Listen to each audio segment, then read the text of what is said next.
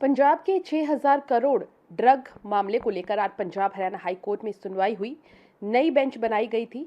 क्या कुछ सुनवाई के दौरान रहा और अगली जो डेट है वो कब की है, ये जानने के लिए हमारे साथ मौजूद हैं भारत सरकार के वकील सत्यपाल जैन सर। लंबे समय से सुनवाई को लेकर जो है चर्चाएं चल रही है, क्योंकि पंजाब में विधानसभा चुनाव भी आने वाले हैं। ऐसे में ये काफ़ी एक राजनीतिक मुद्दा भी बन चुका है। लेकिन अगर कोर्ट की प्रोसीडिंग्स की बात करें, आज क्या कुछ रहा कि ये जो पंजाब में बढ़ते हुए नशे का मामला है, उनका ड्रग्स आ रही हैं, बेची जा रही हैं, कौन इन्वॉल्व है, कौन कर रहा है, क्या कर रहा है, ये मामला बहुत देर से हाई कोर्ट में लंबित है, कई वर्षों से है।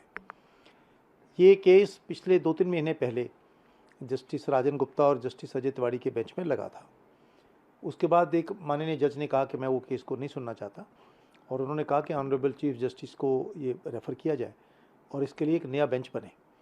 तो आज पहली बार हमारे हाई कोर्ट के चीफ जस्टिस ने जस्टिस जॉर्ज मसी और जस्टिस आलोक वर्मा, इनका एक बेंच बनाया, और आज पहली बार इस बेंच के सामने इस केस की सुनवाई हुई है। आज जो लगा हुआ था केस, उसमें सिर्फ एक एप्लीकेशन लगी हुई थी कि इस केस की सुनवाई प्रीपोन की जाए, पहले की जाए। इसमें जो तारीख थी वो 15 नवंबर थी। तो प्रार्थी का ये कहना था कि 15 नवंबर बहुत लंबी डेट है, नशे का मामला बहुत गंभीर है, इसलिए इसको जल्दी की सुना जाए। तो आज सिर्फ यही एप्लीकेशन जजों के सामने थी। तो न्यायालय ने, माननीय न्यायाधीशों ने सबकी बात सुनने के बाद अब इस केस को 15 नवंबर से 13 अक्टूबर पे प्रीपोन कर दिया है। मतलब अगले हफ्ते 13 अक्टूबर को इसमें बहस होगी, क्योंकि बहुत रिपोर्ट्स आ चुकी हैं, बहुत बड़ी पेपर बुक है, सैकड़ों पेजों में सारी एप्लीकेशंस हैं, ऑर्डर्स हैं। तो थोड़ा समय सबको मिलेगा अध्ययन करने का। तो अब 13 अक्टूबर को इस पर बहस होगी। सर, रिपोर्ट्स की बात की जाए, बार बार ये जो है सुनने में मिलता है, चाहे वो कोई राजनीतिज्ञ हो या फिर कोर्ट की तरफ से भी, कि एसटीएफ की रिपोर्ट्स खुलनी बेहद ज़रूरी है, उसमें कई बड़े नाम हैं। तो सर, कोर्ट की जो प्रक्रिया है वो कैसे रहने वाली है? क्या उसको पहले जजेस पढ़ेंगे, क्या कुछ रहने वाला है? देखिए, ये जो रिपोर्ट्स आई हैं, ये रिपोर्ट्स कोर्ट के कहने पर सील्ड कवर में आई हुई हैं। आमतौर पर पहले जजेस जब भी ठीक समझेंगे, स्वयं सील कवर से उसको निकाल कर, सील को तोड़कर वो स्वयं पढ़ेंगे। आम प्रक्रिया की बात मैं कर रहा हूँ। इस केस में क्या करेंगे, इसका निर्णय जजों ने करना है। आमतौर पर वो पढ़ते हैं, पढ़ने के बाद उनको अगर लगता है कि भी इस पर बिना किसी और संकोच की कोई कार्रवाई होनी चाहिए, तो वो कार्रवाई कर सकते हैं। और अगर जैसा कहा जा रहा है कि कुछ लोगों के नाम हैं, कुछ लोगों की तरफ इशारा है, तो कोर्ट उनको नोटिस भी इशू कर सकती है। तीसरी बात है, कोर्ट सीधी की सीधी रिपोर्ट सील्ड कवर वाली किसी इन्वेस्टिगेटिंग एजेंसी को भी भेज सकती है, दूसरे को भी दे सकती है। कोर्ट के सामने सारे विकल्प खुले हैं, और इसमें अंतिम निर्णय कोर्ट क्या करेगी, ये सारी बहस के बाद जजों पर निर्भर करेगा।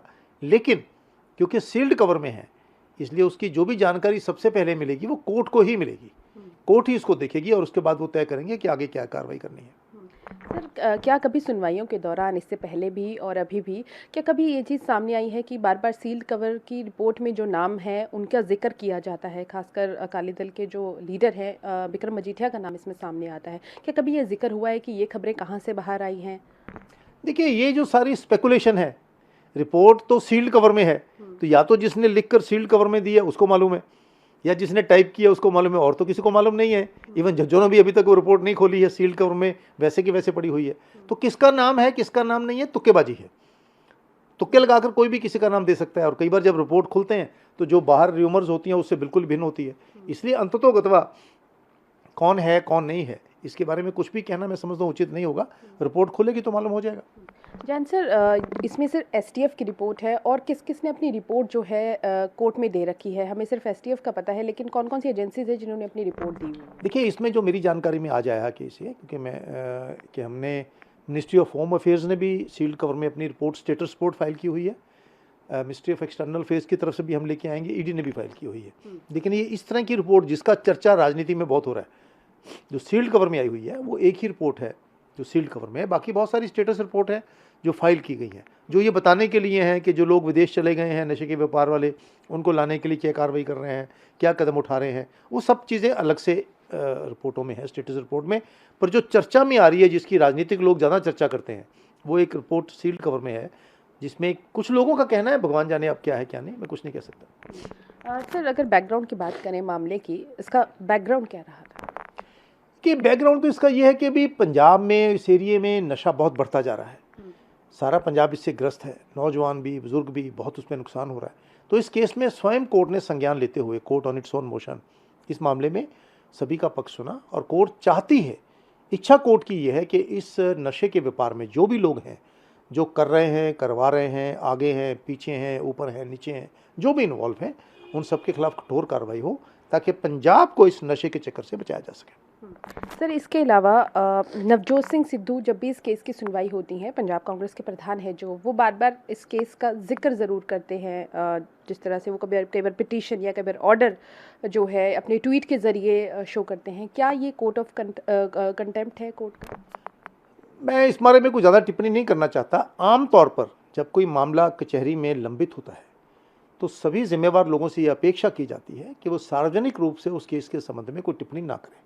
लेकिन एक जिम्मेवार व्यक्ति हैं, सांसद रहे हैं, विधायक हैं, मंत्री रहे हैं, कांग्रेस के अध्यक्ष हैं, मैं उनके विवेक पर ही छोड़ता हूँ कि वो इस पर ऐसी टिप्पणी करें या ना करें।